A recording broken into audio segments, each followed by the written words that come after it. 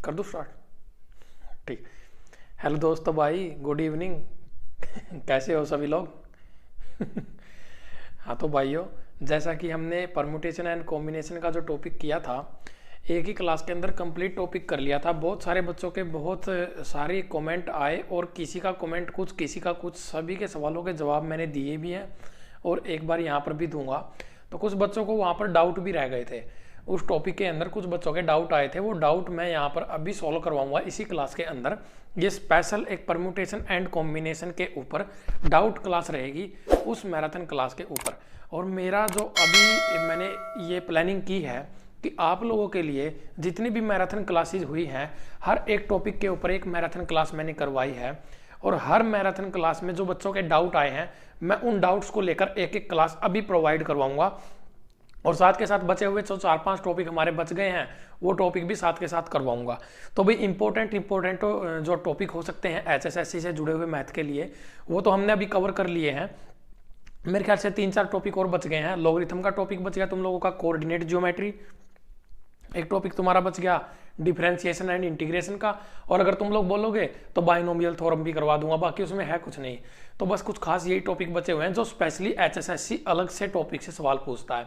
एक मिससेलेनियस का टॉपिक आएगा जिसमें हर तरह के वो सवाल होंगे जो कंफ्यूज करते हैं, जिनका मतलब कोई रूट कोई अंश नहीं होता है, वो कहीं से भी आ जाते हैं, सवाल बन जाते हैं। कॉन्सेप्ट जो होते हैं वो किसी और टॉपिक के लग जाते हैं, उसमें 2-3 टॉपिकों के कॉन्सेप्ट भी लग जाते हैं। इस तरह के सवाल हैं, वो मैं अलग से करवाऊंगा। वो मैं कोशिश कर रहा था कि एक बार मैंने कहा था, अभी मैं कल लाइव भी आया था परसों, जिसमें मैंने ये कहा था कि भाई अभी लाइव क्लासेस के लिए 200 सब्सक्राइबर की ज़रूरत है। तो भाई बच्चों ने सपोर्ट जरूर किया है, लेकिन अभी भी वो रिक्वायरमेंट फुलफिल नहीं हुई है। तो जैसे ही वो रिक्वायरमेंट फुलफिल होगी, मैं सोच रहा था वो जो मिससेलेनियस क्वेश्चन जो होंगे, वो अलग से जो सवाल आते हैं विविध प्रकार के, उन सवालों को मैं लाइव क्लास में करवाऊं। तो भाई लाइव क्लास पढ़ाने का एक डिफरेंस तो देखो भाई होता ही होता है। अगर तुम्हारा कोई डाउट आता है बीच में एकदम से पूछ सकते हो, हाँ जी सर। लेकिन अब क्या करें भाई, यूट्यूब की जो पॉलिसी है अगर वो पूरी नहीं कर पा रहे हैं तो भाई हम कैसे लाइव आ सकता हूँ मैं, ये भी एक बड़ी चुनौती है। लेकिन धीरे धीरे सब्सक्राइबर बढ़ रहे हैं, तो मेरे ख्याल से 5-7-10 दिन के अंदर कंप्लीट हो जाएगा प्रोसेस, और फिर मैं लाइव क्लासेस स्टार्ट कर दूंगा। बाकी आप लोगों से इसके लिए कोई अलग से वो नहीं है। हाँ, अगर आपको लगता है कि हाँ सर को सपोर्ट करना चाहिए तो भाई लाइक कर सकते हो और शेयर कर सकते हो। लाइक और शेयर का डिफरेंस होता है, लाइक करने से वीडियो ट्रेंडिंग में जाती है, अलग अलग लोगों के पास सजेशन में पहुंचती है। शेयर करने से बच्चे जल्दी जुड़ते हैं। वो आप लोगों पर डिपेंड है, आप लाइब्रेरी में पढ़ते हो, आप इंस्टीट्यूट तो आजकल खुले हुए नहीं है, जहाँ पर भी है एक लाइब्रेरी के अंदर बहुत सारे बच्चे होते हैं। अगर एक बच्चा 5 से 10 सब्सक्राइबर ऐड करवा देता है तो बहुत जल्दी मैं अपना काम पूरा कंप्लीट कर जाऊंगा। लेकिन कोई बात नहीं है, कोई इश्यू नहीं है, किसी के साथ कोई जोर जबरदस्ती नहीं है। अच्छा लगे, मन को तसल्ली हो तो करना, अदरवाइज कोई दिक्कत नहीं है, मैं अपने आप से कर लूंगा। तो भाई यहाँ पर देखो, मैं बताता हूँ, अभी टॉपिक के बारे में हम बात करते हैं। इस टॉपिक के अंदर जो परम्यूटेशन एंड कॉम्बिनेशन की क्लास हुई थी और कई सारी मैराथन क्लास हो चुकी हैं, जिसने नहीं देखी है भाई एक बार प्लेलिस्ट चेक कर लेना। Specially HSSC maths marathon special marathon classes की प्लेलिस्ट है, उसमें सारी की सारी जो मैराथन क्लासेज हैं वो पड़ी हुई हैं। एक मैराथन के अंदर पूरा टॉपिक मैं करवा रहा हूँ, फिर से बता रहा हूँ, उस टॉपिक से बाहर सवाल नहीं जाएगा। बस पीडीएफ तुम लोग अपने हाथ से सोल्व करके देख लेना।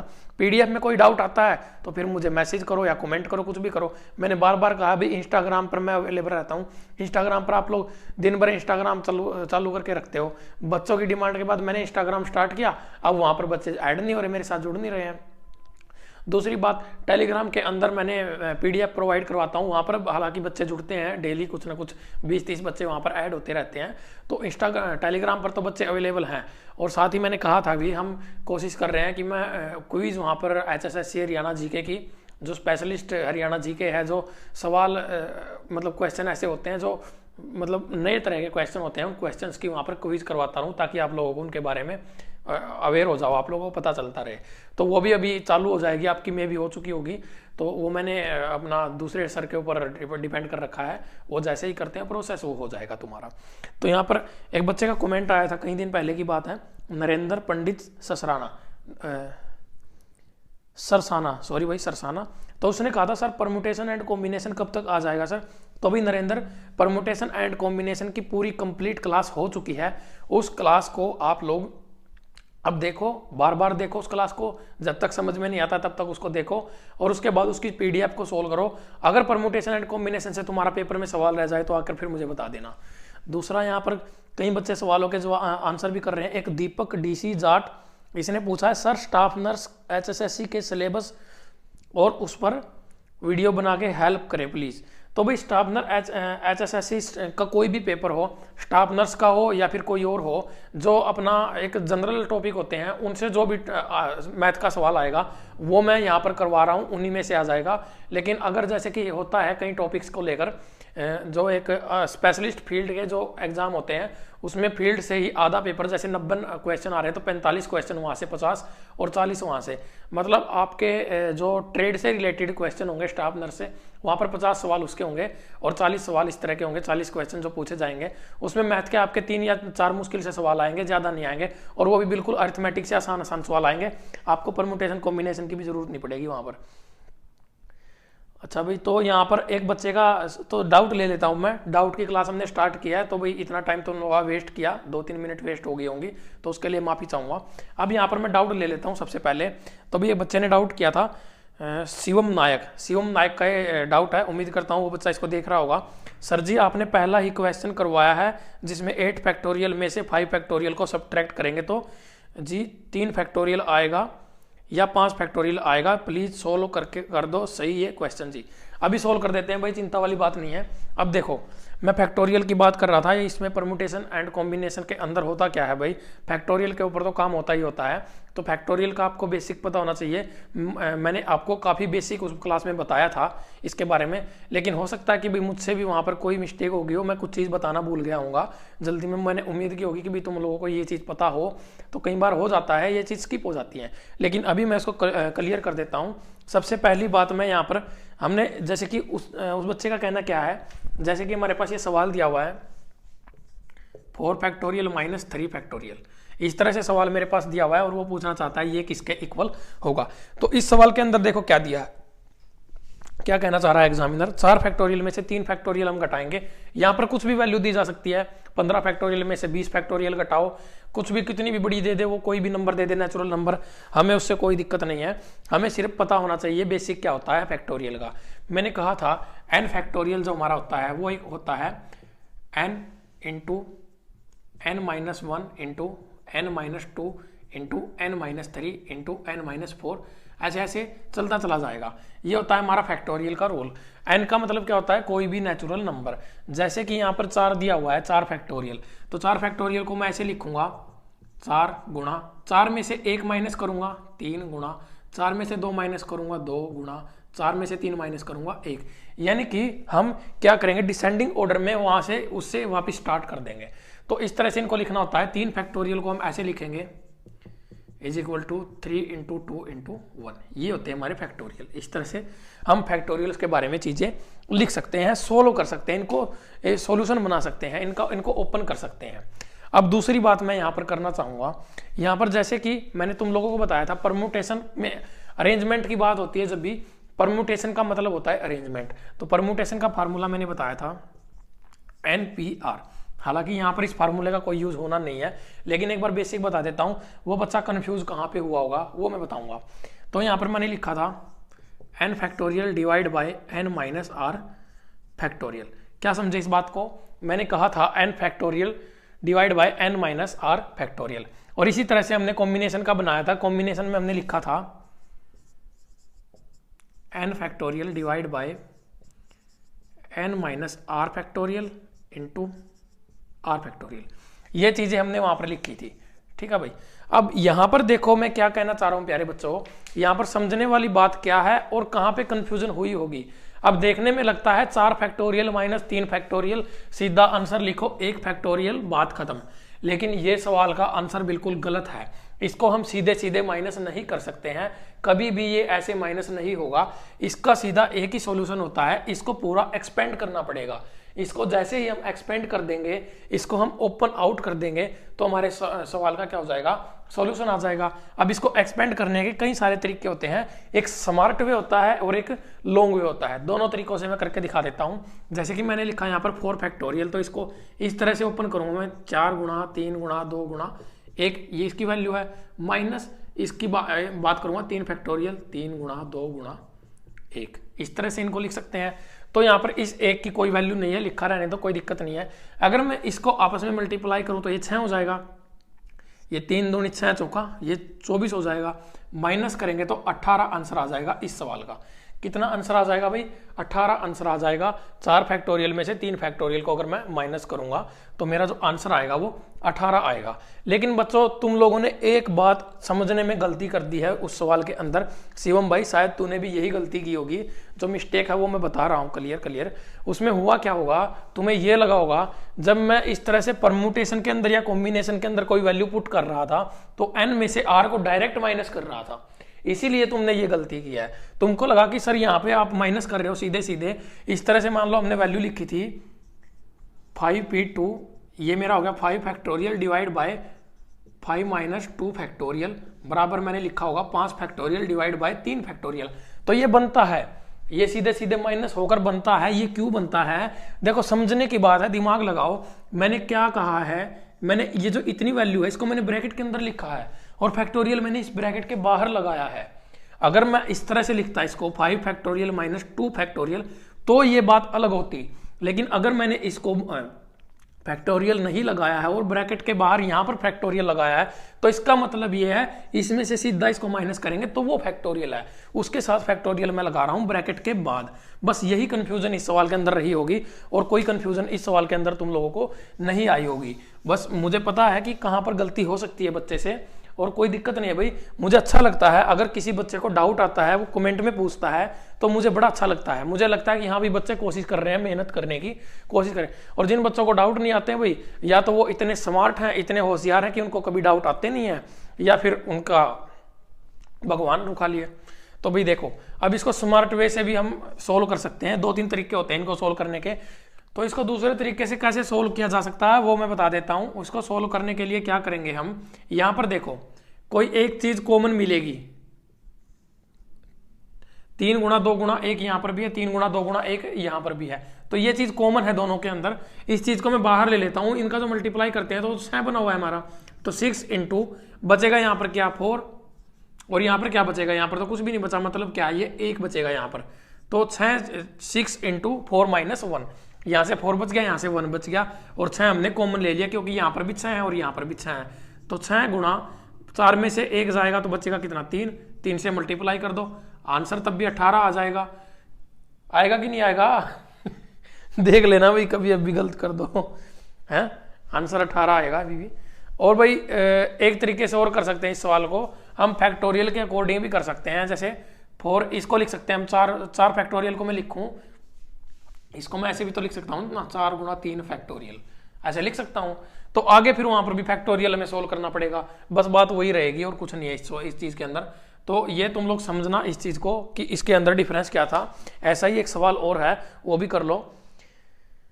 Is 3 factorial plus 4 factorial is equal to 7 factorial. ये भी सीधा इसी चीज को टारगेट कर रहा है कि क्या कहना चाह रहा है सवाल के अंदर। हाँ भाई सवाल के अंदर देखो क्या कह रहा है, 3 फैक्टोरियल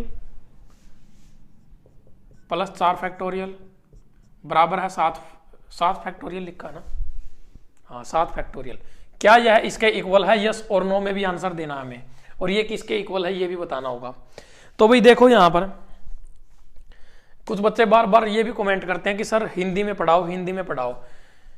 अब मैं क्या कहूँ हाँ भाई हिंदी में नहीं पढ़ा रहा हूँ क्या, बाइलिंगुअल क्लास चल रही है आप लोगों की, इंग्लिश हिंदी मिक्स करके पढ़ा रहा हूँ, अलग अलग से कोई भी नहीं पढ़ा सकता भाई। एग्जैक्टली इंग्लिश में पढ़ाऊंगा तो हिंदी वाले बच्चों का भट्टा गोल हो जाएगा, एग्जैक्टली हिंदी में पढ़ाऊंगा तो वो बच्चे भी तो हैं जो इंग्लिश में जुड़े हुए हैं। तो भाई दोनों को कॉम्बिनेशन करके जो चीज़ इंग्लिश में जरूरी पड़ता है वो इंग्लिश में बताता हूँ, जिस चीज़ की जो जरूरत है वो हिंदी में पड़ती है वो हिंदी में बता रहा हूँ। इतना भी नहीं है कि इस देश के अंदर सारे अंग्रेज बैठे हुए हैं जो पढ़ने वाले बच्चे हैं कि उनको हिंदी बिल्कुल समझ में नहीं आती, और ऐसा भी नहीं है कि मैं कोई फारसी भाषा में बोल रहा हूँ कि आप लोग कहो कि सर हिंदी में नहीं पढ़ा रहे हो। तो भाई दोनों लैंग्वेज में पढ़ा रहा हूँ, समझने की कोशिश करो। बाइलिंगुअल क्लास, मेरी हर क्लास बाइलिंगुअल होती है, किसी भी क्लास में एग्जैक्ट इंग्लिश और हिंदी का यूज नहीं करता हूँ। हाँ हर चीज़ सवाल के बारे में जो इंपॉर्टेंट होती है इंग्लिश हिंदी में बताता जरूर हूँ। तो भाई देखो यहाँ से 3 फैक्टोरियल प्लस 4 फैक्टोरियल, क्या ये 7 फैक्टोरियल के इक्वल है? अगर ये इस तरह से लिखा होता 3 plus 4 factorial is equal to 7 factorial, तो ये इक्वल टू 7 फैक्टोरियल हो जाता, लेकिन ये अलग अलग लिखा हुआ है, दोनों के साथ अलग अलग फैक्टोरियल यहाँ पर दिया हुआ है। तो ये तो हमें सोल्व करना पड़ेगा, इसको सोल्व करना पड़ेगा, तभी जाके बात बनेगी। तो 3 फैक्टोरियल को मैं क्या लिख सकता हूँ, 3 इंटू 2 इंटू 1 का कोई मतलब नहीं बनता। 4 फैक्टोरियल को 4 इंटू 3 इंटू 2। अब ये किसके इक्वल हो जाएगा, 3 दूनी 6 प्लस 6, वही बात आ गई फिर से, 6 कॉमन लेंगे, 4 प्लस 1, 6 गुणा 5 हो जाएगा। ये तो 30 के इक्वल आ जाएगा। 7 फैक्टोरियल के इक्वल कहां से होगा भाई, हैं? भाई समझ में आया है? ये 30 के इक्वल होगा, 7 फैक्टोरियल के इक्वल नहीं होगा। ये तो इसका आंसर होगा भाई 9। ये फैक्टोरियल 7 फैक्टोरियल के इक्वल नहीं है, ये 30 फैक्टोरियल के इक्वल है। सॉरी 30 फैक्टोरियल के नहीं, 30 के इक्वल है। 30 फैक्टोरियल में भी फैक्टोरियल से फैक्टोरियल में पहुंच गया, फिर बोलोगे सर आप तो गलत पढ़ा रहे हो। हाँ भाई, फिर बोलोगे गलत पढ़ा रहे हो। ऐसा कुछ नहीं है, 30 के इक्वल आ जाएगा, ये 30 के बराबर आ जाएगा। यहाँ से मैंने क्या किया, सीधा सीधा सोल्व भी कर सकते थे। 3 दूनी 6 प्लस 4 3 12 दूनी 24 बराबर है कितने के, 30 के। बात वही है, अगर बड़ी टर्म आएगी तो इस तरह से कॉमन लेके करोगे तो अच्छा होगा, अदरवाइज फिर थोड़ा सा टाइम टेकिंग हो जाएगा। और HSSC की एक फितरत है, उसने अभी तक है ना, मैंने बहुत ज़्यादा देखा है, जो आउटर टॉपिक से सवाल पता है क्यों पूछता है HSSC, उसको पता है पेपर के अंदर बच्चे खाली बैठ जाते हैं, टाइम बहुत कम होता है, तो उसने वो टाइम कंज्यूम करवाना है। वो ऐसे सवाल पूछता है जिनकी ट्रिक नहीं बनती। ये जितने भी सवाल, जितने भी टॉपिक मैंने अलग से करवाए ना, इनके अंदर ट्रिक नहीं यूज होती, इनके अंदर पूरा कॉन्सेप्ट लगाना पड़ता है और सवाल सोल्व करना पड़ता है। अगर आपका सब्जेक्टिव पेपर होगा तो इतना ही आपको वहां पर लिखना है जितना आपको यहाँ पर ऑब्जेक्टिव में लिखना पड़ता है, सोल्व करना पड़ता है। तो इसीलिए HSSC आपका वो टाइम कंज्यूम करवाता है। ये मत सोचना कि HSSC सवाल ज्यादा मुश्किल पूछता है या बाहर से पूछता है, वो तुम्हारा टाइम बचाता है। वो कोशिश करता है कि भाई खाली दिमाग शैतान का घर होता है, तुम वहां पर खाली बैठोगे, गलत गलत विचार दिमाग में आएंगे, तो उस टाइम को यूटिलाइज करो। इसीलिए HSSC तुमसे ऐसे सवाल पूछता है। अब अगले सवाल की तरफ बढ़ते हैं। एक टाइप के सवाल और हैं, वो भी काफी बच्चों के डाउट आए हैं, उनके बारे में भी बात कर लेते हैं एक बार। तो भी एक ये मिसिसिपी वाला सवाल था, ये इस सवाल में भी काफी बच्चों को डाउट आया है, तो इस सवाल को भी करवा देता हूँ। इस तरह के 2 सवाल थे इस सीरीज के अंदर, वो दोनों ही सवाल मैं करवा दूंगा। एक बार मिसिसिपी की स्पेलिंग लिख लो भाई। मिसिसिपी की स्पेलिंग दूसरे मार्कर से लिखता हूँ।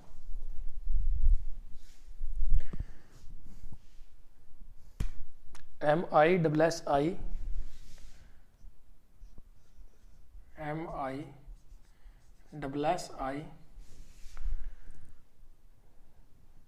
SSIPP।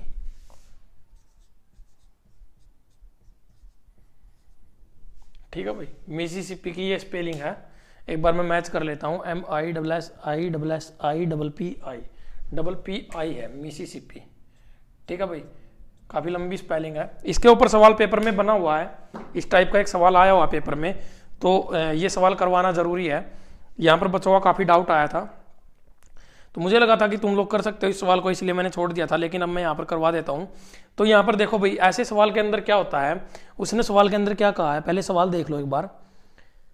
In how many of the distinct permutation of the letters in Mississippi do the 4 I's not come together.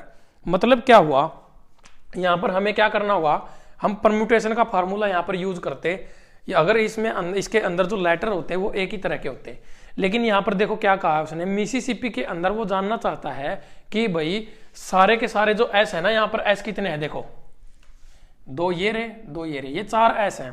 तो ये चारों एस जो हैं वो एक साथ नहीं आने चाहिए, ऐसे कितनी अरेंजमेंट बनेंगी, हमें अरेंजमेंट यहाँ पर निकालनी है भाई। ऐसी अरेंजमेंट कितनी बनेंगी जिनके अंदर ये एस जो है वो एक साथ नहीं आएंगे। अब उसके लिए हमें क्या करना पड़ेगा, इस सवाल के अंदर दो स्टेप करने पड़ेंगे हमें, सॉरी 3 स्टेप करने पड़ेंगे, 2 भी नहीं, तो 2 स्टेप 3 स्टेप करने पड़ेंगे। पहले स्टेप में हमें क्या करना पड़ेगा, हमें पूरा मिसिसिपी के अंदर जितने भी हमारे यहाँ पर जितने भी हमारे लेटर्स दिए हुए हैं, टोटल अरेंजमेंट निकालनी पड़ेगी, कितने तरीकों से हम इनको अरेंज कर सकते हैं। दूसरा में क्या करना पड़ेगा, हमें यहाँ पर हम एस को, चारों एस को एक साथ रखेंगे और उसमें अरेंजमेंट निकालेंगे भी कितनी अरेंजमेंट्स में चारों एस एक साथ आएंगे, और उसको उसमें से माइनस करेंगे तो हमारे पास निकल के आएगा कि भाई यहाँ पर हमारा क्या हो सकता है, जो एस हैं वो एक साथ नहीं आएंगे। इतनी अरेंजमेंट हम यहाँ पर कर सकते हैं। परम्यूटेशन का मीनिंग साफ साफ है अरेंजमेंट, हमें लेटर्स को अरेंज करना है। लेकिन इसमें क्या हुआ है, इसमें लेटर्स रिपीट हो रहे हैं। कई बार पहले जो वर्ड आ रहे थे उनके अंदर क्या था, एक लेटर एक ही बार आ रहा था। यहाँ पर आई बार बार आ रहा है, आई 4 बार है, एस 4 बार है, पी 2 बार है, एम 1 बार है। इसलिए ये हमारा क्या बनेगा, इस तरह के सवाल के अंदर एक थोड़ा सा अलग कॉन्सेप्ट यूज होता है। और कॉन्सेप्ट क्या कहता है, यहां पर एन हमारे पास क्या होता है, एन जो है हमारे पास टोटल अवेलेबल लेटर्स या ऑब्जेक्ट्स हम इसको बोल सकते हैं। हमारे पास कितने ऑब्जेक्ट्स अवेलेबल हैं, कितने हमारे पास लेटर्स अवेलेबल हैं। अब यहां पर देखा जाए तो 2 4 6 8 तो 10 और 1 11, टोटल 11 लेटर्स हमारे पास अवेलेबल हैं। टोटल कितने लेटर्स हमारे पास अवेलेबल हैं प्यारे बच्चों, 11 लेटर्स हमारे पास अवेलेबल हैं। यानी कि ये हमारी एन की वैल्यू आ जाएगी। एन भी हमारा कितना होगा यहाँ पर 11। अब यहाँ पर इस कॉन्सेप्ट के ऊपर एक फार्मूला बनता है, वो फार्मूला बनता है n factorial upon P1 factorial into P2 factorial into P3 factorial into dash dash dash, और ये चलेगा अपना P के फैक्टोरियल तक। यानी कि क्या कह रहा है वो, 1 2 3 4 ऐसे चलता जाएगा। जितने भी लेटर्स होंगे, सिंगल हो चाहे डबल हो चाहे ट्रिपल हो, एक लेटर एक बार आएगा, एक लेटर 2 बार आए 3 बार आए, उनको हम सभी को क्या लिखेंगे, P1 P2 P3 की फॉर्म में लिखेंगे। और वो क्या होगा, हमारा अलग अलग लेटर्स होंगे। ये हमारा एक डिफरेंट ऑब्जेक्ट होगा, ये डिफरेंट होगा, ये डिफरेंट लेटर होगा। तो PK1 तक जाएंगे, मतलब P के फैक्टोरियल तक जाएंगे भाई। कितने भी हो सकते हैं, जितने होंगे उतने का। K का मतलब ये है कि लास्ट तक जाएंगे भाई, जितने ज्यादा होंगे। मैक्सिमम 5 भी हो सकते हैं, 8 भी हो सकते हैं, 20 भी हो सकते हैं। K की वैल्यू कुछ भी हो सकती है, कोई भी नेचुरल नंबर हो सकता है। तो n factorial divide by P1 P2 P3, ये फैक्टोरियल में है, इंटू P के फैक्टोरियल, ये सभी के साथ फैक्टोरियल लगा हुआ है। ये एक बार नोट डाउन कर लेना, ये जो फार्मूला है तुम्हारा, ये फार्मूला बड़ा इंपॉर्टेंट है, बड़े काम की चीज है। इसको स्क्रीनशॉट भी ले लो।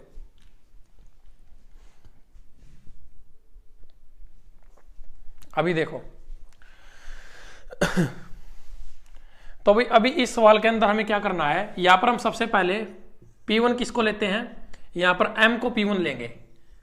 अब और भी तुम्हारे समझ में आ जाएगा कि मैंने ये जो फार्मूला लिखा है ये कैसे होता है, कैसे क्या मतलब है इसका।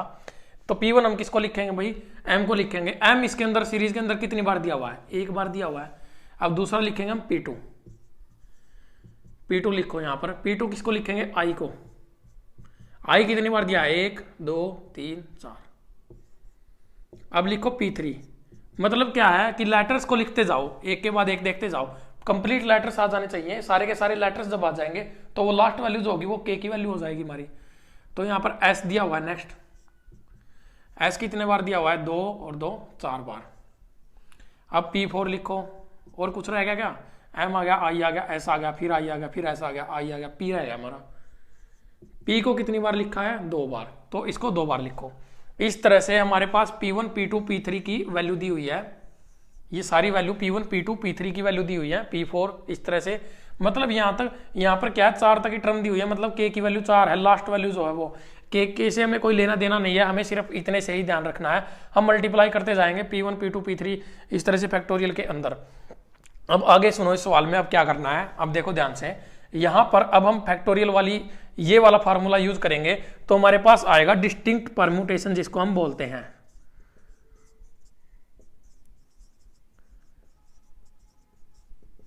यानी कि टोटल अरेंजमेंट्स।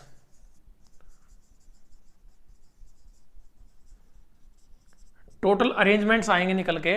टोटल अरेंजमेंट्स का मतलब क्या होता है, चाहे कितने भी, कोई कहीं पे आए, एस चाहे आगे आए पीछे आए, एक साथ आए, यहाँ पर एक ऐसे, यहाँ पर आए, एक यहाँ पर, एक यहाँ पर, एक यहाँ पर, कहीं पर भी आए, आगे पीछे कैसे भी अरेंज हो जाए। ये बस अरेंज होने चाहिए, कैसे भी हो जाए। वर्ड कुछ भी बने, कोई मतलब नहीं पड़ता, कोई फर्क नहीं पड़ता हमें, लेकिन अरेंज हो जाना चाहिए। तो यहाँ पर इसका अब ये वाला फार्मूला यूज करेंगे तो n की वैल्यू कितनी थी भी, 11 फैक्टोरियल डिवाइड बाय, नीचे क्या आएगा हमारा, P1 की वैल्यू कितनी है, 1 फैक्टोरियल मल्टीप्लाई बाय P2 की वैल्यू 4 फैक्टोरियल, P3 की वैल्यू फिर से 4 फैक्टोरियल, और यहाँ पर P4 की वैल्यू 2 फैक्टोरियल। अब इसको सोल्व करेंगे तो यहाँ पर क्या होगा, 11 गुणा 9 गुणा 8 गुणा 7 गुणा 6 गुणा 5 गुणा 4 फैक्टोरियल लिख दो इसको, क्योंकि एक 4 फैक्टोरियल तो हम यहाँ से गायब कर देंगे। तो यहाँ पर क्या है, 1 फैक्टोरियल का कोई मतलब नहीं है, 4 फैक्टोरियल गुणा 4 फैक्टोरियल गुणा 2 फैक्टोरियल, 4 फैक्टोरियल से 4 फैक्टोरियल कैंसिल। अब हम इसको जब सोल्व आउट करेंगे तो इसको कंप्लीट सोल्व करने के बाद ये आपका बनेगा 34,650, इतना ही आएगा ना। हाँ जी, 34,650 आप लोगों का ये बन जाएगा इसको सोल्व करने के बाद। अपना सोल्व करके देख लेना, फैक्टोरियल के बारे में मैंने बहुत अच्छे से बता दिया है। देखो भी थोड़ा सा टाइम तो बचाना पड़ेगा क्लास के अंदर भी, क्योंकि फिर वीडियो बहुत लंबी हो जाती है। और हालांकि ये सारे इन सवालों के कॉन्सेप्ट इतने लंबे लंबे हैं कि टाइम तो लगता है इनके अंदर, समझने में टाइम भी लगेगा, करने में भी टाइम लगेगा। अगर मुझे खुद अपने लिए करना होता तो ये सवाल मैं मैक्सिमम 20 से 30 सेकंड के अंदर सोल्व करके एक साइड कर देता, पर अब यहाँ पर समझाना है तुम लोगों को तो टाइम लगेगा, और टाइम तुमको देना पड़ेगा। टाइम देना सीखो सवालों के अंदर, कॉन्सेप्ट के अंदर। कॉन्सेप्ट को समझने में टाइम लगाओ, सवालों को सोल्व करने में टाइम मत लगाओ। कॉन्सेप्ट को समझने में टाइम नहीं दोगे तो फिर सवालों को सोल्व करने में बहुत ज्यादा टाइम देना पड़ेगा। मर्जी तुम्हारी है, एक जगह दे लो या फिर बार बार हर जगह दे लो, वो मर्जी तुम्हारी रहेगी, तुम पे डिपेंड करेगा। तो ये हमारी टोटल नंबर ऑफ अरेंजमेंट्स आ गई भाई, कितने तरीकों से हम इन लेटर्स को अरेंज कर सकते हैं। किसी भी तरह के सवाल के अंदर ये फार्मूला लग जाएगा, जब भी हमारे लेटर्स क्या होंगे वो रिपीट हो जाएंगे, मतलब सेम लेटर दोबारा से आ जाएगा। अब यहाँ पर हमें निकालना पड़ेगा, अगर मैं इन चारों एस को एक साथ ले लूं, चारों एस को मैं एक साथ रख लूं, चारों एस को एक जगह पे अरेंज करना मुझे, ये चारों एस की तो फिक्स हो जाएगी जगह कि इनको हम यहाँ से नहीं हिला सकते, चारों एस एक साथ रहेंगे, आगे पीछे जहां पर भी आएंगे लेकिन रहेंगे साथ में, वो निकाल लूं और उसको माइनस कर दूं तो हमारा क्या आ जाएगा कि भाई नंबर ऑफ वो अरेंजमेंट्स आ जाएंगे जिसमें एस हमारे क्या होंगे, एक साथ नहीं आएंगे, वो अरेंजमेंट हमारी आ जाएगी।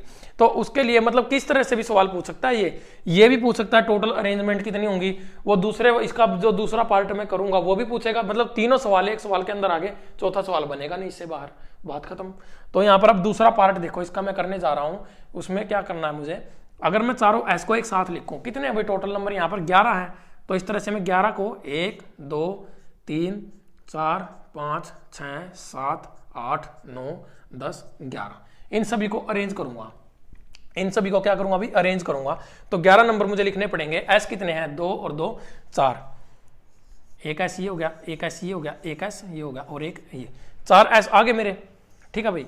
ये तो जगह फिक्स होगी, एक डब्बे के अंदर फिक्स कर दो, ये फिक्स हो गए, इनको हिला नहीं सकते आगे पीछे। अब देखो इस एस को मैं यहां से और यहां रख दूं और इसको यहां से यहां रख दूं, है तो फिर भी एस, आगे पीछे सारे एस, ऐसी तो है और क्या है। तो इनको तो आगे पीछे करे कोई फर्क नहीं पड़ेगा, लेकिन इनको यहां से उठा के किसी एक को निकाल के यहां नहीं रख सकता मैं, किसी एक को निकाल के यहां नहीं रख सकता। ये आएंगे, ये तो चारों का डब्बा है, ये उठ के यहाँ पे आ सकता है, यहाँ पे आ सकता है, लेकिन चलेंगे चारों के चारों एक साथ, अलग अलग नहीं चलेंगे। तो वो नंबर ऑफ अरेंजमेंट में निकालूंगा। अब वो निकालने के लिए क्या करेंगे, अब यहाँ पर एम कितने थे मेरे, एम 1 था तो एक एम लिख दो। अब और क्या है हमारा, आई 4 है तो 4 आई लिख दो, आगे पीछे आई कैसे भी हो हमें कोई फर्क नहीं पड़ता, 1 2 3 4 आई हो गए। और बचा क्या, पी बचे हैं 2, ये 2 पी आ गए, ठीक है भाई। अब यहां पर देखो और 4 आई है इसके अंदर, आई 4 है तो 4 आई का भी सेम रहेगा, आंसर सेम आएगा। अगर वो आई के अरेंजमेंट के बारे में बात करेगा ना तो जो एस के आंसर आएंगे वो ही आई के आएंगे, क्योंकि दोनों में 4 4 दिए हुए हैं, कोई दिक्कत नहीं है। तो अब यहाँ पर ये आई एम पी, कोई जरूरी नहीं है कि मैं इनको यहाँ पर अरेंजमेंट इनकी एक साथ ही रखूंगा, इनकी अरेंजमेंट आगे पीछे भी हो सकती है, इसको ऐसे भी लिखा जा सकता है पी आई, जो मर्जी जैसे मर्जी लिखो तुम, कोई दिक्कत नहीं है। बस होना क्या चाहिए, अब पूरे टोटल हो जाने चाहिए। अब यहां से यहां तक काउंटिंग करेंगे हम, ये जो पूरा बॉक्स है हमें n की वैल्यू निकालनी है। मैंने कहा था कि हमें n पता होना चाहिए, टोटल अवेलेबल लेटर्स ऑब्जेक्ट्स का पता होना चाहिए। अब हमारे ऑब्जेक्ट्स क्या हो गए, चेंज हो जाएंगे, ऑब्जेक्ट की वैल्यू n की वैल्यू चेंज हो जाएगी। यहाँ पर n की वैल्यू कैसे चेंज होगी, देखो समझो बात को, n की वैल्यू इसलिए चेंज हो जाएगी क्योंकि ये 4 लेटर एक साथ आ गए ना, तो ये चारों के चारों एस एक ही जगह पे आ गए, तो इनको एक कंसीडर किया जाएगा, एक लेटर, ये पूरा एक डब्बा एक लेटर कंसीडर होगा। फिर ये आ गया दूसरा, ये तीसरा, चौथा, पांचवा, छठा, सातवां और आठवां, यानी कि टोटल नंबर ऑफ लेटर कितने हो गए यहाँ पर 8, और n की वैल्यू भी हो जाएगी कितनी, 8, ठीक है भाई। ये दूसरा पार्ट हमारा चल रहा है, जब हम s को, चारों एसओ को एक साथ अरेंज कर रहे हैं। तो n की वैल्यू कितनी आ गई भाई, 8। ध्यान से समझ लो भाई, सवालों को कोई नहीं करवाता, किसी एक ने भी परम्यूटेशन एंड कॉम्बिनेशन के अंदर, इस टॉपिक के बच्चे इतने डरे हुए थे परम्यूटेशन एंड कॉम्बिनेशन से कि सर पता नहीं क्या है परम्यूटेशन एंड कॉम्बिनेशन। तो मतलब बच्चों के दिमाग में एक डाउट था कि एक टॉपिक है डिफरेंशिएशन इंटीग्रेशन का, वो भी बच्चों को लगता है कि बहुत मुश्किल है। और उसी तरह से परम्यूटेशन एंड कॉम्बिनेशन का भी डर था बच्चों को कि सर बहुत मुश्किल होगा, पता नहीं क्या होगा। इस तरह से कमेंट मेरे पास करते थे कि सर करवा दो, सर करवा दो, करवा दो। मतलब तुम सोच रहे थे कि सर भी डर गए, पता नहीं क्या है, भाई टीचर को भी नहीं आता होगा। मैं कह रहा हूँ इतना आसान टॉपिक है, बहुत बेहद ज़्यादा आसान टॉपिक है। इतने आसान सवाल बनते हैं इस टॉपिक से, हर तरह के सवाल करवा दिए हैं। इसी तरह से तुम्हारा डिफरेंशिएशन एंड इंटीग्रेशन है, वो तो इससे भी ज़्यादा आसान है, उसमें भी कुछ नहीं है। काम का डरे हुए बैठे हैं, पता नहीं पढ़ाएगा नहीं कोई, तुम्हें सिखाएगा नहीं कोई, तुम्हें आएगा कहाँ से? फिर तो मुश्किल लगेगा ही। फिर तो चाहे तुम अर्थमेटिक का कोई सिंपल बोर्ड मास का सवाल निकाल लो, अगर तुम्हें फार्मूला ही नहीं आएगा, किसी ने समझाया नहीं होगा, तो सवाल तो तुम्हारे लिए वो भी मुश्किल है। बस बात वही है, तुम लोगों ने पढ़ा ही नहीं होगा, किसी ने पढ़ाया नहीं होगा। अब वो डिपेंड करता है कि पढ़ाने वाले के ऊपर, वो क्यों नहीं पढ़ा रहा उस चीज़ को। तो भाई इनको समझो, कुछ भी नहीं है इनके अंदर। अगर एक बार में सवाल समझ नहीं आता तो वीडियो रिपीट करके देखना, दूसरी बार में 100% समझ में आएगा। इतना ओपन करके बता दिया। अब यहाँ पर n की वैल्यू तो 8 होगी मेरी, ठीक है। P1 यहाँ पर देखो, अब s हमारा कितना है, वहां पर s हमारे कितने थे 4, लेकिन यहाँ पर तो एक ही, हमने इसको एक ही कंसीडर किया है, तो P1 तो हम एक ही लेंगे ना। s हमारा किस पे था, P3 पे था, तो P3 एक हो जाएगा, बाकी सेम रहेंगे यहाँ पर। तो यहाँ पर हम इसको सोल्व करते हैं। n फैक्टोरियल कितना हो जाएगा भाई, 8 factorial divide bye 1 factorial into 1 factorial मैंने इसके नाम का ले लिया, ये जो ऐसे यहाँ पर 4 थे हमारे P3 के नाम का 1 फैक्टोरियल ले लिया। अब P1 मेरा कितना है, यहाँ पर m कितने हैं 1, तो ये भी हमारा 1 फैक्टोरियल हो जाएगा, गुणा P2 हमारा i कितने 4, तो ये 4 फैक्टोरियल हो जाएगा, मल्टीप्लाई बाय बच गया P4 यानी कि P की वैल्यू 2, तो 2 फैक्टोरियल हो जाएगा। बराबर है किसके, इसको ओपन करें, 8 7 6 गुणा 5 गुणा 4 फैक्टोरियल, 4 फैक्टोरियल नीचे कैंसिल आउट हो जाएगा, गुणा 2 फैक्टोरियल। 2 फैक्टोरियल का मतलब 2 into 1, 4 फैक्टोरियल से 4 फैक्टोरियल कैंसिल, और यहाँ पर 2 से इसको करेंगे तो 3 पे जाएगा। तो ये सारा क्या हो जाएगा मेरा, 8 पंजे 40 मल्टीप्लाई बाय 7 तिया 21, 0 21 चौक 84, ये आ जाएगा 840। यानी कि वो क्या कह रहा है, ये जो मैंने अभी निकाला है, ये जो मैंने इतना बड़ा तुम लोगों को सॉल्यूशन करके दिखाया है, ये क्या चीज़ निकाली अभी मैंने, जो 840 आया है प्यारे बच्चों, ये आया है हमारा जब हम चारों एस को एक साथ अरेंज कर दे तो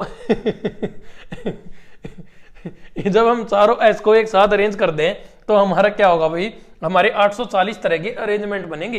टोटल अरेंजमेंट चाहे एस आगे आए पीछे आए कहीं पर भी आए 34,650 बनी थी।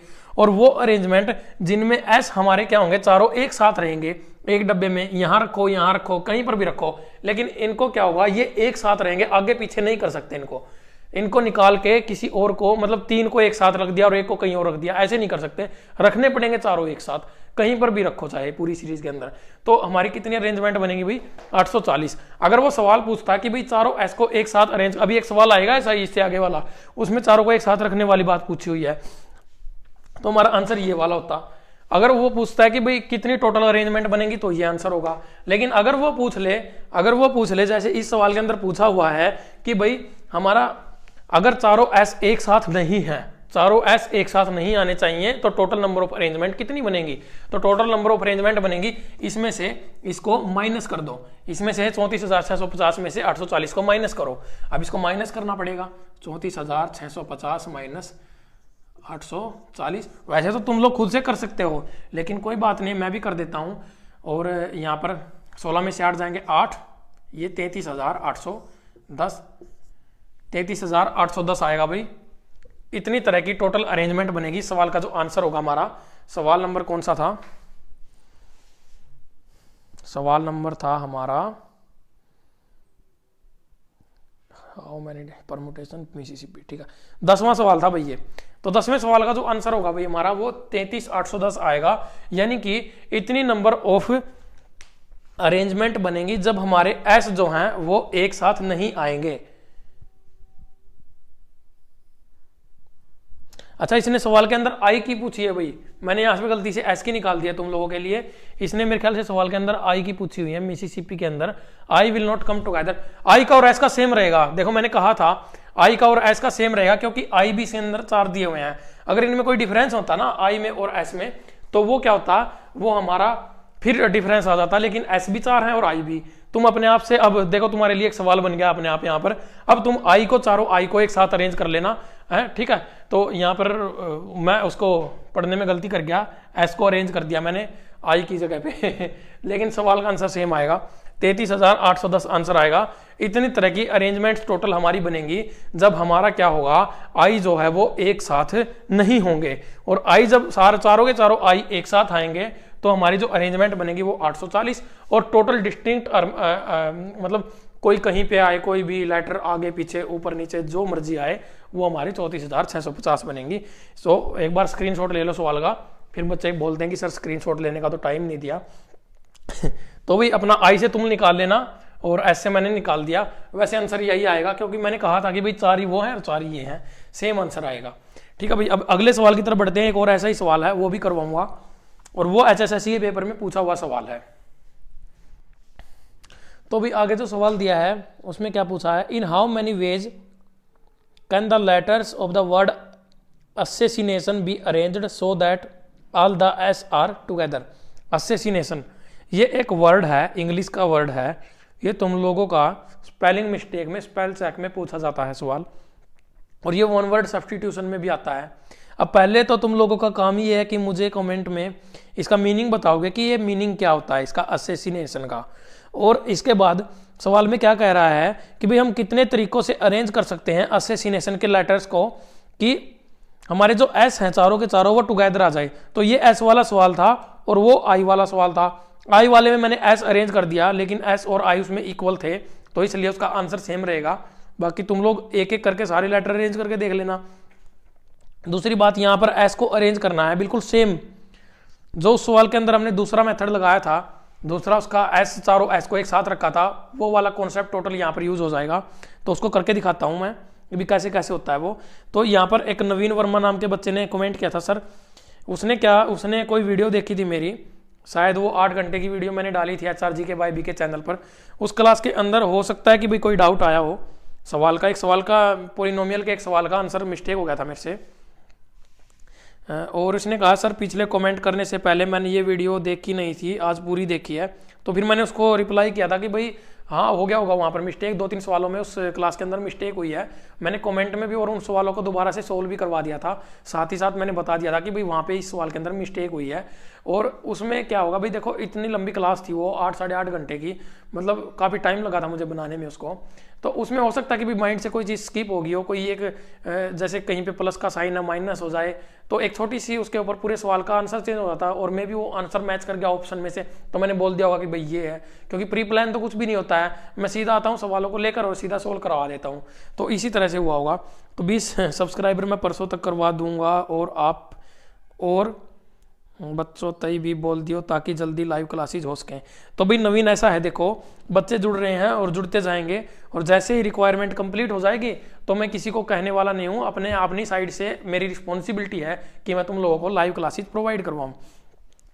एक परवीन रेड्डू नाम का लड़का है, उसने काफ़ी सवालों के आंसर यहाँ पर किए हुए हैं, तो भाई उसको भी मैं कहना चाहूँगा कि भाई बहुत अच्छा कर रहे हो, ग्रेट जॉब कि तुम मतलब इतना सीरियसली ले रहे हो, मैं सवालों को प्रोवाइड करवा रहा हूँ। और इसका डिफरेंस तुम जब तुम्हारा अभी पेपर आएगा, पेपर के अंदर तुम इसका अलग से डिफरेंस देखोगे, तुम्हारे लिए कितना फ़ायदेमंद हुआ है या नहीं हुआ है वो तुम्हें अपने आप पता चल जाएगा खुद ब खुद।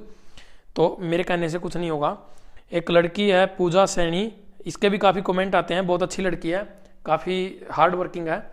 सर ये आइडिया बहुत अच्छा है, एक टॉपिक की एक मैराथन क्लास, और sir awesome class, but sir क्या, थैंक यू, क्या ये मोर देन इनफ है। उसने पूछा है लाइव क्लास में थोड़ा हार्ड कंटेंट रखना, ये परमुटेशन एंड कॉम्बिनेशन को लेकर इस बच्ची ने कमेंट किया था। क्योंकि देखो भाई अब इससे हार्ड कंटेंट में क्या रखूँ, जितने टाइप के सवाल बनते हैं वो करवा दिए, इससे बाहर सवालों का टाइप जाता नहीं, फॉर्मूला अलग जाता नहीं, तो मैं हार्ड कंटेंट कहाँ से बनाऊँ। ये एग्जैक्टली मतलब बेस्ट कंटेंट आप लोगों को मिला है परमुटेशन एंड कॉम्बिनेशन का, पूजा जी। और and thank you so much for this kind of marathon class sir, एक बार में ही काम तमाम बहुत बढ़िया भाई, बहुत अच्छा लगा मुझे ये बात पढ़ के भी। और पवन बारवाल, सर अब की बार HSSC एग्ज़ाम के लिए सिर्फ आप पर डिपेंड है, कंप्लीट मैथ करवा देना। भाई देखो अभी अपना इसका ग्रामस्टी का पेपर नज़दीक है, तो उस तक मैं अरिथमेटिक और एडवांस मैथ तो कंप्लीट करवा नहीं पाऊंगा। जो आउटर टॉपिक हैं आप लोगों के एचएसएससी के, वो सारे कंप्लीट करवा दूंगा, उसकी गारंटी है। तो जब बचेंगे आपके एडवांस और अरिथमेटिक के, एक बार ये कंप्लीट हो जाए, फिर एडवांस और अरिथमेटिक में भी इसी तरह से कूद जाएंगे, 1 by 1, 1 topic 1 marathon, 1 topic 1 marathon. तुम लोगों को भटकने की जरूरत ही नहीं पड़ेगी। मुझे क्या लगता है, मैं चाहूँ तो इन क्लासेस को है ना, जो क्लासेस आप लोगों को 2.5-3 घंटे की क्लास दे रहा हूँ, इनको 20-20 मिनट की बना के 15-15 क्लासेस 15 दिन तक अपना काम चलाऊं, मुझे क्या लगता है।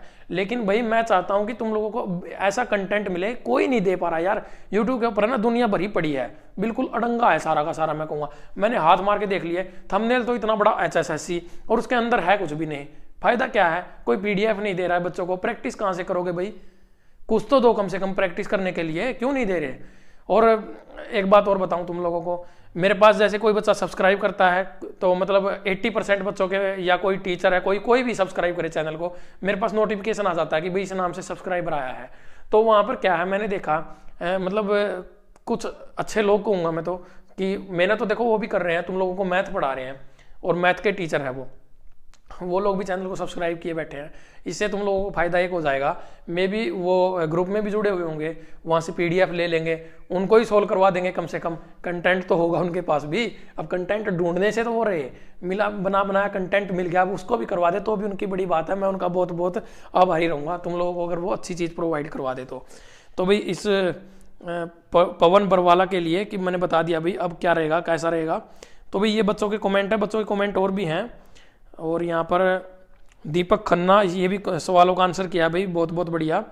और दीपिका सैनी, सर समालखा में कहाँ से हो आप? तो भाई समालखा में मैं करहंस गांव से बिलोंग करता हूँ, तो वो मेरी एग्जैक्ट लोकेशन है। अनुज मदान ने कई सारे सवालों के आंसर किए हैं भाई, बहुत बढ़िया, बेस्ट ऑफ लक तुम्हारे पेपर के लिए। अभी जल्दी ही पेपर होने वाला है, उम्मीद करता हूँ तुम लोगों में से ग्राम सचिव की 100-150 पोस्ट तो कम से कम मेरे बच्चों में से ले लेना तो मुझे भी अच्छा लगेगा। कहीं पर अगर मुझे कुछ काम पड़ेगा तो तुम काम ही आ जाओगे, या फिर वहाँ पर भी मुंह मोड़ लोगे कि नहीं नहीं सर जाओ निकलो यहाँ से, हम नहीं जानते कौन से कहाँ से आए हो तुम। चलो मजाक हो गए बहुत। तो भी देखो जितने भी बच्चे कमेंट करते हैं ना, मैं अब आगे से कोशिश तो करेंगे भी जल्दी सब्सक्राइबर कंप्लीट हो जाए, तो हम क्या लाइव क्लासेस होंगी, आपके कमेंट इस तरह से नहीं पढ़ने पड़ेंगे। अदरवाइज यहाँ पर देखो टॉपिक को लेकर बच्चों ने कितने अच्छे अच्छे कमेंट किए हैं। कोई बच्चा नया है तो चैनल पर, वो चैनल को सब्सक्राइब जरूर करे और एक बार कमेंट्स को पढ़े। और भाई खासकर सभी बच्चों से मेरी हाथ जोड़कर रिक्वेस्ट है कि यार उन बच्चों तक भी इन टॉपिक्स की वीडियो को शेयर कर दो, जो बच्चे जिनको कंटेंट नहीं मिल पा रहा है, जो गरीब बच्चे हैं, जो किसी इंस्टीट्यूट की फीस नहीं दे सकते, कोई पेड कोर्स नहीं खरीद सकते, उन तक पहुंचा दो यार। मेरी मेहनत कामयाब हो जाएगी, कोई एक बच्चा भी सक्सेसफुल हो जाता है ना मेरी तरफ से, तो भाई मतलब मैं सोचता हूँ कि मेरी मेहनत कामयाब होगी। तो प्लीज़ यार उन बच्चों के लिए जरूर शेयर कर दो, आपका बड़ा एहसान रहेगा मुझ पर। और यहाँ पर लेटर दिया है असेसिनेशन, इसके भी स्पेलिंग भाई ऐसी ही है, देख के लिखनी पड़ेगी मुझे, ASSI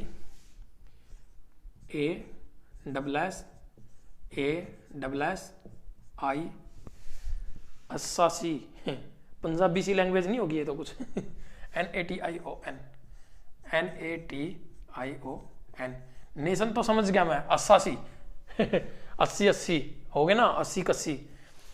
वो एक दिन एक पंजाबी में कोई वो था, छोटा सा एक चल रहा था, पता नहीं कोई वीडियो थी क्या थी, बोला तुम लोग कितने हो कि 80 हैं। बोला अरे 80 तो हो, वो कंडक्टर बस में पूछा था तुम लोग कितने हो, अरे 80 हैं। बोला 80 वो कंडक्टर सोच रहा है कि भाई तुम तो 80 हो, कि मतलब एक तुम अभी 79 कहाँ पे हैं और 79 कहाँ पे हैं, इतनी सीट तो बस में है भी नहीं 80 हैं। अब फिर वही बात हो रही है उसमें। तो पंजाबी लैंग्वेज थोड़ी सी मस्त लैंग्वेज होती है अपने आप में। अब सवाल को कर लेते हैं, काफ़ी मजाक हो गए।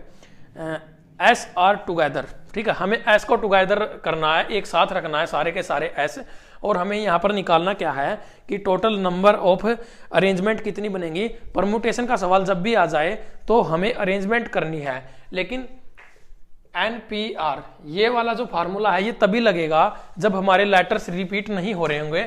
और एग्जामिनर बड़ा चालाक है, जब ये सवाल बच्चों ने समझ लिए होंगे, किसी टीचर ने करवा दिए होंगे, तो उसने क्या किया, उसने ये वाले सवाल उठा लिए जिसमें लेटर्स रिपीट हो रहे हैं। यहाँ पर S भी रिपीट है, A भी रिपीट है, I भी रिपीट है, तो मतलब हम किसी की भी अरेंजमेंट निकाल सकते हैं। ये नहीं है कि सवाल के अंदर, देखो सवाल कैसे बनते हैं, इस बात को समझने की कोशिश करो। इस सवाल में से तुम लोग अपने आप भी 4-5 सवाल बना सकते हो, तुम लोग कितने भी सवाल बना सकते हो। यहाँ से एस की एक साथ अरेंजमेंट निकाल सकते हो, एस की अलग अलग अरेंजमेंट निकाल सकते हो, टोटल नंबर ऑफ अरेंजमेंट निकाल सकते हो, एक ही एक साथ अरेंजमेंट निकालो, एक ही अलग अलग अरेंजमेंट निकालो, जो भी लेटर रिपीट हुआ ना सभी की निकाल सकते हो। 8-10 सवाल हो जाएंगे एक सवाल में से, इस तरह से सवाल बनते हैं और ऐसे ही सवाल पेपर के अंदर आएंगे। और पेपर के अंदर थोड़ी कोई ऐसा वहाँ HSSC वालों को तो पता भी नहीं है सवाल क्या होते हैं, वो तो सीधा क्या करते हैं, सीधा कॉपी पेस्ट करना जानते हैं। NCERT के बुक मैं इसलिए करवा रहा हूँ क्योंकि जब HSSC ने जो सवाल पूछे ना वो NCERT में से सीधे उठाए हैं। इसके बाद RD शर्मा के सवाल करवा दूंगा, उससे बाहर सवाल बन नहीं सकता, उससे बाहर तो फिर सवाल आ गया ना तो फिर अपना छोड़ने में ही फायदा रहेगा तुम लोगों को, ऐसा होगा भी नहीं वैसे। तो यहाँ पर इस तरह से सवाल बन सकते हैं, तुम बना सकते हो। तो भाई NCERT का डाटा जो है वो सबसे स्टिक होता है और HSSC के पेपर में तो सीधा वहां से कॉपी पेस्ट होता है सवाल। अब यहाँ पर हम क्या करें, टोटल नंबर देखें हम, n की वैल्यू यहाँ पर कितनी आएगी, 1 2 3 4 5 6 7 8 9 10 11 12 13। ठीक है भाई, टोटल नंबर ऑफ लेटर्स कितने हैं, 13, तो n की वैल्यू आ गई कितनी, 13। अब यहाँ पर मुझे करना क्या है, पहले हम P1 P2 P3 निकाल लेते हैं। तो यहाँ पर देखो भाई P1 क्या है, P1 A है, सबसे पहला लेटर A है तो P1 ले लो इसको। A कितने हैं, 1 2 3, A 3 है।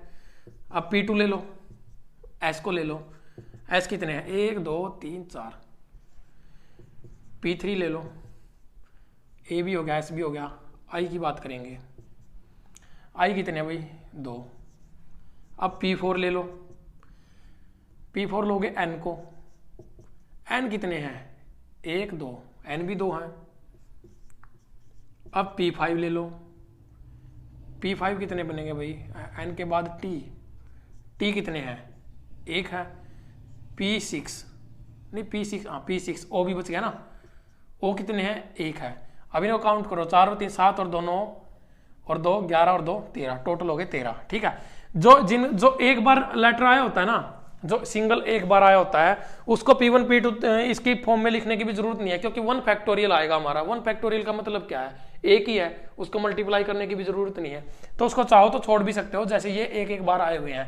बाकी यहाँ पर लिख दिया है मैंने ताकि तुम लोगों को कॉन्सेप्ट जो है वो क्लियर हो जाए। ये O है भाई, कोई कुछ और सोच ले इसको। ठीक है, O है ये, O से आउल, आउल मैंने उल्लू, जो रात में भी देख सकता है और दिन में तो शायद वो नहीं देख सकता है।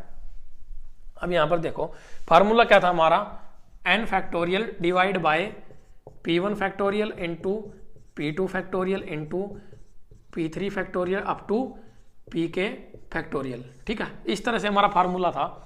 इस फार्मूले के अंदर हम वैल्यू पुट करेंगे, लेकिन उससे पहले हमें करना क्या होगा, हमें यहाँ पर चारों के चारों s को एक साथ अरेंज करना है। उसने कहा है चारों s जो है वो एक साथ आने चाहिए। अगर वो कहता कि चारों s एक साथ नहीं आने चाहिए तो हम क्या करते, हम यहाँ पर पहले तो टोटल नंबर ऑफ अरेंजमेंट निकालते जैसे पीछे वाले सवाल में किया है, फिर चारों s को एक साथ रख के अरेंजमेंट निकालते और फिर उसमें से माइनस कर देते इसको, जो चारों को एक साथ रखने पर आई है। तो हमारा क्या निकलाता, अभी चारों एक साथ नहीं है, लेकिन हमें निकालना भी चारों को एक साथ रखा गया है, चारों s को। तो यहाँ पर 13, यहाँ पर 1 2 3 4 5 6 7 8 9 10 11 12 13। ये मैं बेसिक कराने के लिए बता रहा हूं, पेपर में तुम लोगों को इतना सब करने की जरूरत नहीं पड़ेगी, समझदार हो तुम, खुद से कर लोगे। 1 2 3 4, चारों s को एक साथ एक डब्बे में बंद किया, इनको संदूक में बिठाया और पानी में डुबाया और ये कर्ण की तरह तैरते हुए जाएंगे जैसे महाभारत में कर्ण तैर रहा था। अब दूसरा क्या है हमारा, उसके बाद जो बचे हुए लेटर हैं 1 2 3, ए कितने हैं, 3 है हमारे पास, तो यहाँ पर 3 ए रख दो, आगे पीछे कैसे भी रखो कोई दिक्कत नहीं है। और हमारे पास क्या है, आई है 2 आई रख देता हूँ मैं यहाँ पर, एन है 2, फिर एन को रख देता हूँ, एक टी है और एक ओ है, इनको मैंने रख दिया। अब बचे हुए लेटर्स को आगे पीछे इनको कैसे भी अरेंज करो, इनकी कोई दिक्कत नहीं है।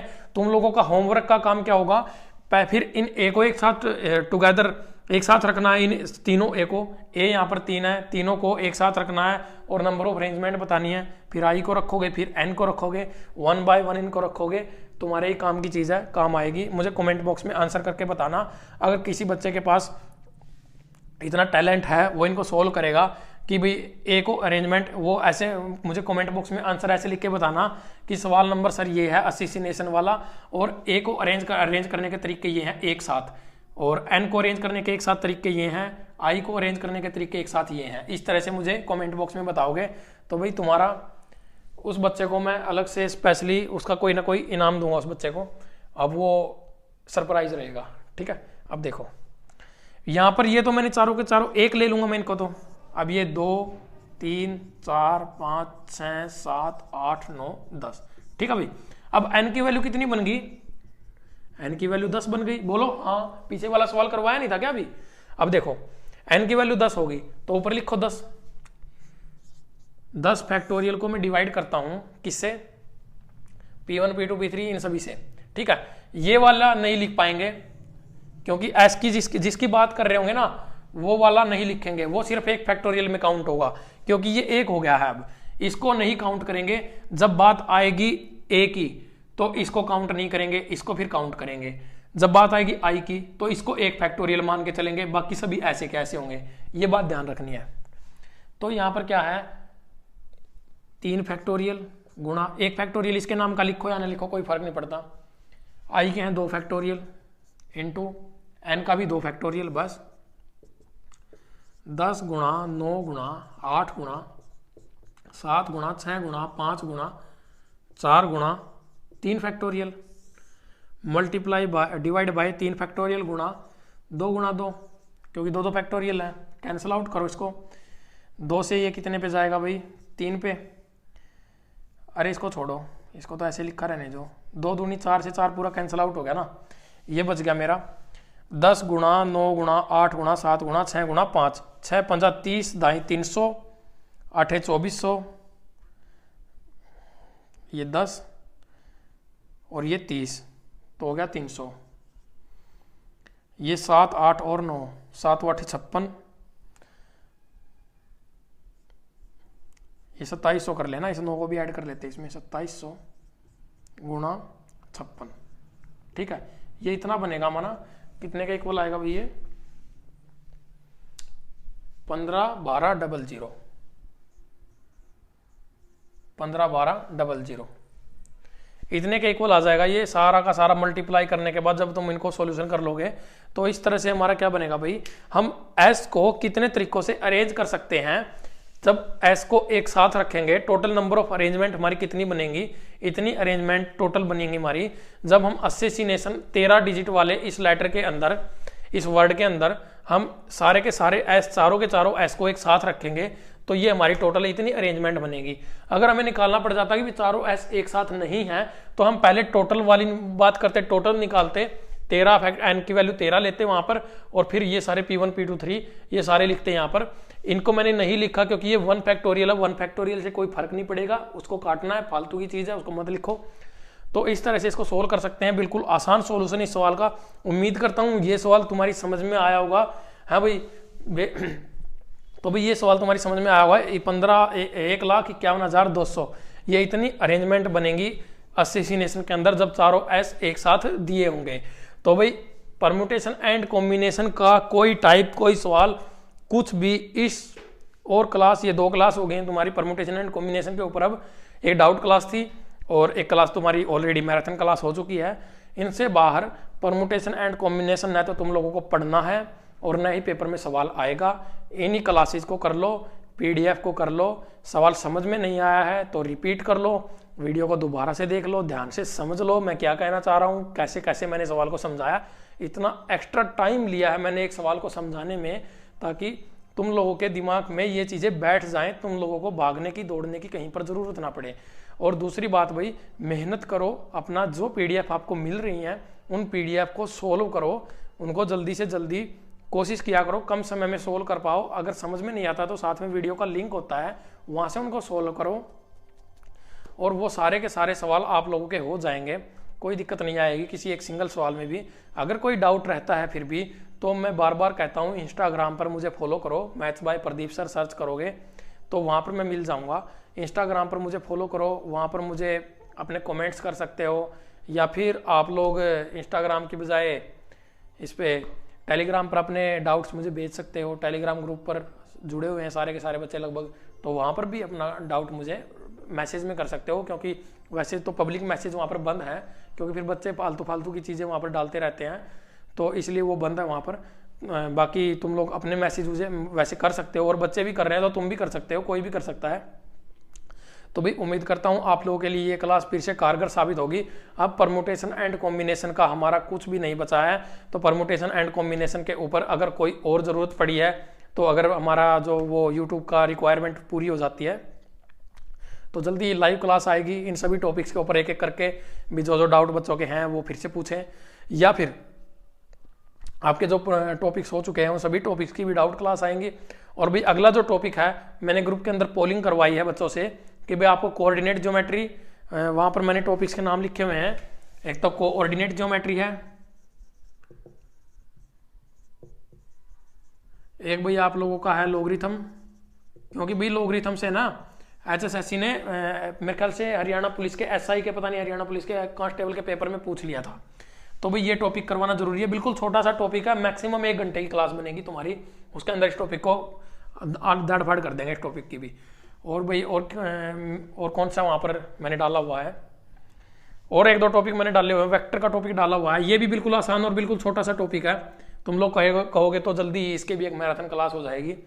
और एक टॉपिक है तुम्हारा बाइनोमियल थ्योरम का, ठीक है भाई। इनमें से तुम लोग मुझे बता देना, जल्दी से जल्दी वहाँ पर पोल कर दो, क्योंकि 1-2 दिन के अंदर फिर वो क्लास तुम लोगों तक पहुँच जाएगी, बन के तैयार हो जाएगी।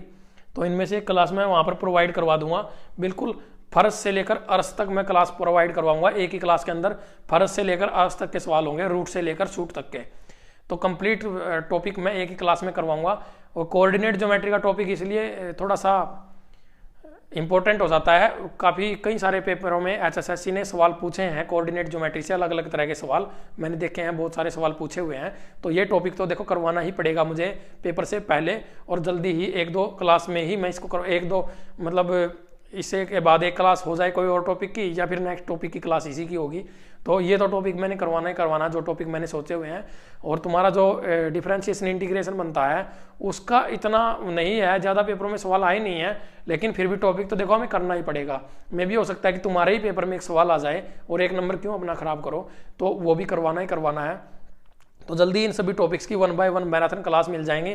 अब कितनी मैराथन और बची हैं यार, 4-5 क्लासों का तो काम बचा रह गया है, बाकी तो सारी फिर और अर्थमेटिक और एडवांस की बात आ जाएगी, वो तो वैसे भी दुनिया करवा रही है, मैं भी करवा दूंगा, कोई दिक्कत नहीं है। लेकिन मेन इंपॉर्टेंट चीज़ है ये वाले टॉपिक्स कोई नहीं करवा रहा, इनकी प्रैक्टिस, तो ये ज़रूरी है, इसीलिए मैं इनको करवा रहा हूँ भाई, बाकी और कोई दिक्कत नहीं है। तो उम्मीद करता हूँ आपको वीडियो बेहद पसंद आई है। अगर अच्छी लगी है तो भाई वीडियो को लाइक और शेयर जरूर करें, चैनल पर नए हैं तो चैनल को सब्सक्राइब करें और बेल आइकन जरूर दबाएं भाई, क्योंकि अब देखो जैसे रिक्वायरमेंट फुलफिल होगी तो मैं लाइव आना भी स्टार्ट हो जाऊँगा, तुम लोगों को नोटिफिकेशन मिलता रहे, जैसा भी शेड्यूल बनेगा मैं शेड्यूल भी बता दूंगा हर चीज़ का। और भी टेलीग्राम ग्रुप पे जुड़े ज़्यादा से ज़्यादा बच्चे, अपने साथियों को भी वहाँ पर ऐड करो, खाली ये नहीं है कि खुद वहाँ पर ऐड हो गए तो चल गया काम, अपने साथियों को भी ऐड करो, मेरा भी हौसला बढ़ता है यार। मतलब तुम लोगों को अगर मैंने एक टॉपिक दे दिया परमुटेशन एंड कॉम्बिनेशन कंप्लीट एक ही क्लास में, तुम लोगों को अच्छा लगा कि नहीं लगा, तुम लोगों को लगा चलो यार इस बार तो परमुटेशन कॉम्बिनेशन का सवाल हो ही जाएगा, इस बार तो नहीं रहेगा। उसी तरह से जब तुम लोग मुझे सपोर्ट करते हो तो मुझे भी अच्छा लगता है, मुझे भी लगता है कि भाई हाँ बच्चों ने इतना सपोर्ट किया है तो मैं भी कुछ तुम्हारे लिए स्पेशली करूँ। बाकी भी तुम लोग हो ही समझदार, हर ज़्यादा बातें बोलने की ज़रूरत नहीं होती। तो भाई जय हिंद, जय भारत, जय जवान, जय किसान, जय हिंद।